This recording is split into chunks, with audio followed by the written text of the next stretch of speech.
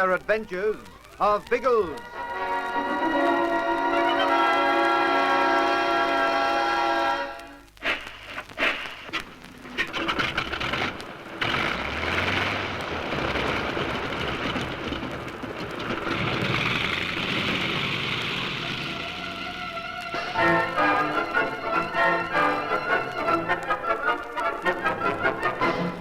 Algy is straining his wits in the effort to stave off the disaster to the caves. He hopes that by playing on the superstition of the ignorant Chinese soldiers, he may persuade them that the shrine is haunted, and so make them frightened to go near it. One soldier is sent up to examine the caves. Algy knocks him out and hides him back in the labyrinth. Then another comes up, more cautiously, and with his rifle ready for instant use. Again, Algy acts, and this man is taken to join his companion. When the second soldier fails to return, Ma Chang is obviously disturbed and angry. Two men are dispatched up the cliff path, and between them they carry a box of explosives. The tiger isn't going to risk any more mysterious disappearances. He's going to blow up the caves right away. Well, what'll we do? You can't knock out both of those men. I could, but the fuss would give us away to the blokes below. Well, perhaps I could attack one of them. I am not accustomed to fighting, but I would be willing to. Can't risk it, Henrik. Of course, I could hold them up with my gun, and you could tell them in Chinese to keep quiet. But that would be equally dangerous. As you say, one cry, a sound of any sort, and those below would come up immediately. Look, the men will be here in a moment. Well, stop trying to make plans, Algy, and come back to the underground cave and hide. It won't be much of a hiding place where that dynamite goes up, but we'll have to move back from the ledge. They'll see us if we stay here. We can use the cave behind us again.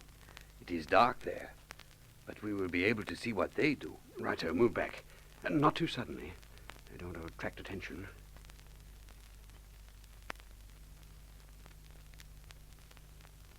Keep right back here near the entrance to the next cave. We'll be able to duck into it if they come in. Well, they will come in, surely. I don't know what they'll do. It depends how scared they are by their pal's disappearance. Shh, I can hear them.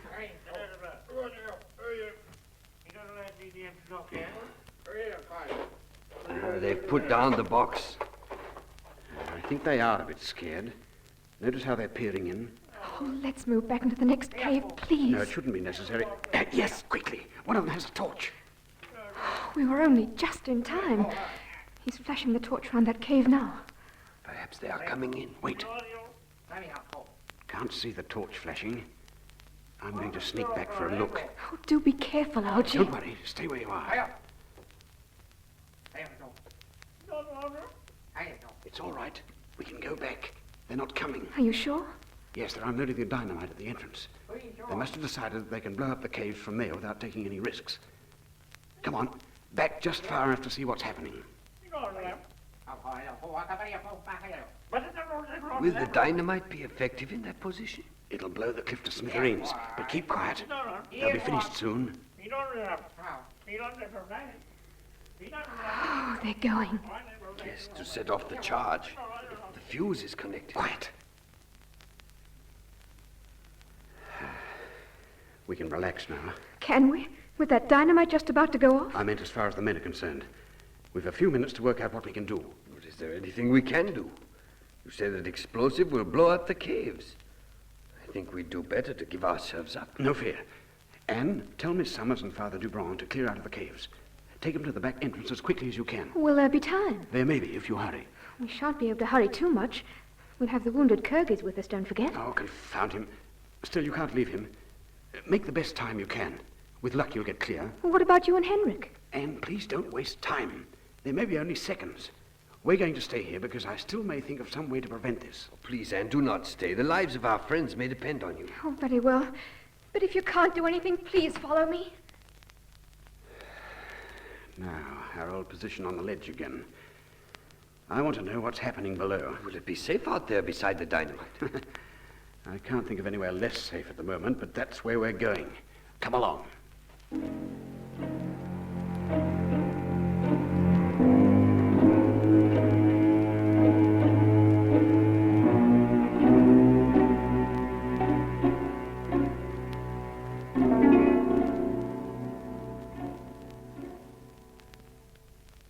There you are, Biggles, the work of a belly master.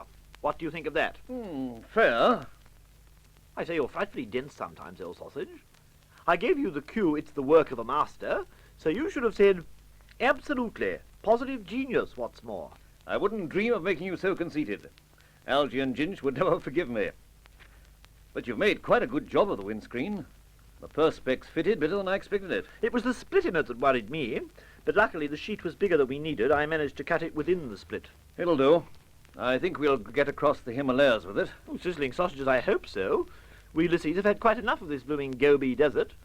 We'd positively loathe it if we had to stay here. All being well, we should be out of it tomorrow night. We'll make a thorough check of the kite now, and when we're sure she's 100% perfect, we can relax until tomorrow morning. Why wait, old bean? I mean to say, if the jolly old flivver will fliv, let's fliv. No. I told Algy we'd be back a week from the time we dropped him. That'll be tomorrow. But what's a day, more or less? It could be quite a lot. For one thing, the airstrip may not be ready for us. And for another, it could prove awkward for Algy if we turned up at the wrong moment. How do you mean?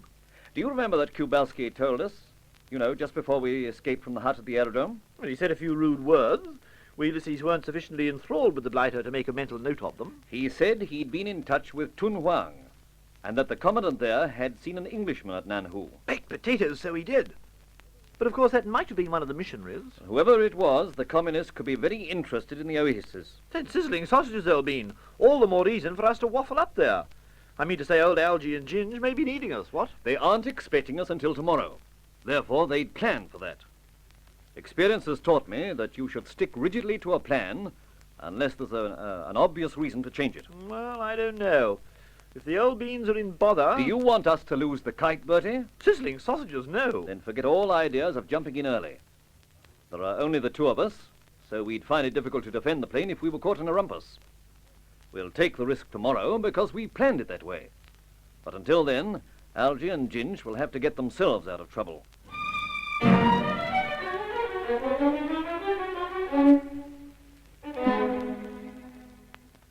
I do not understand it, Algy. Those men below seem to be relaxing. See, most of them are lying down and lighting cigarettes. Darn fools. A lighted cigarette butt would set fire to that dry grass, and then everything would go up. But why have they stopped? Now, a moment ago, they were very busy, setting the plugs of dynamite about the guest house and arranging the fuse cord. But now... Perhaps it's the two blokes I laid out. Ma Chang may be giving them a chance to come back. Oh, of course. They would not blow up their own friends. I don't guarantee that. Ma Chang would blow up his own mother. But his blokes may have talked him into giving their pals a few more minutes. And we still have time to do something, although I cannot think what. By jingo, I can. You carry a knife, don't you, Henrik? Yes, but... Give it to me quickly. Thanks. Well, what are you going to do? Algy, be careful of that dynamite. I'm going to cut the fuse. I don't know why I didn't think of it ages ago. There. Now the dynamite won't do much damage. This gives us more time, of course. But won't Ma Chang discover what we've done and send more explosive up here? Not if my scheme works out. I haven't finished yet by a long way. Bundle the dynamite back into the box, Henrik, quickly. We shall be seen moving about. No one's watching. They're all on their backs down there. But what is your scheme, Algy? No time to go into it now, but you'll see it all from up here. The dry grass gave me the idea. Any more of this stuff about? No, it's all in the box. Good. Then I'll take it back to the tiger. See you later, Henrik. Algy, don't go down the path. Keep your voice down, you Alec. You'll be heard. Oh. Algy, the others are on their way and... Well, Henrik, where is he? Oh, he is sneaking down the path to the oasis, and I don't know what he plans to do, Anne. I think he must have gone mad.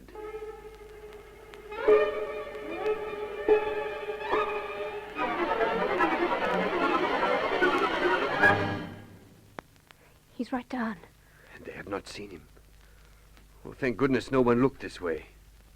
He's putting down the box. In the long grass. That's what he said he would do. Take it back to Ma Chang. But he's not coming back. He's hurrying now towards the river. Surely they will see him. He's so close to them. No, he's climbed over the bank. Of course. The riverbed is low, so he's going to hide behind the bank. Oh, Henrik, he's still awfully close to the soldiers. Now what is he doing? He's behind the bank, yet he's leaning over it. He's stretching his hands out for something. Ah, and don't you see he struck a match? He setting fire to the dry grass. But why? Because the dynamite is lying in the grass.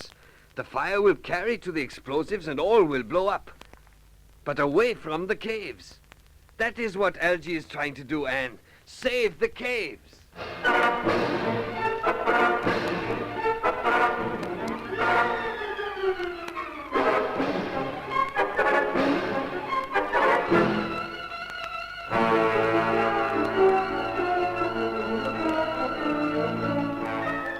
Algy's work is done now, and he drops back behind the riverbank as the thin line of flame creeps towards the dynamite.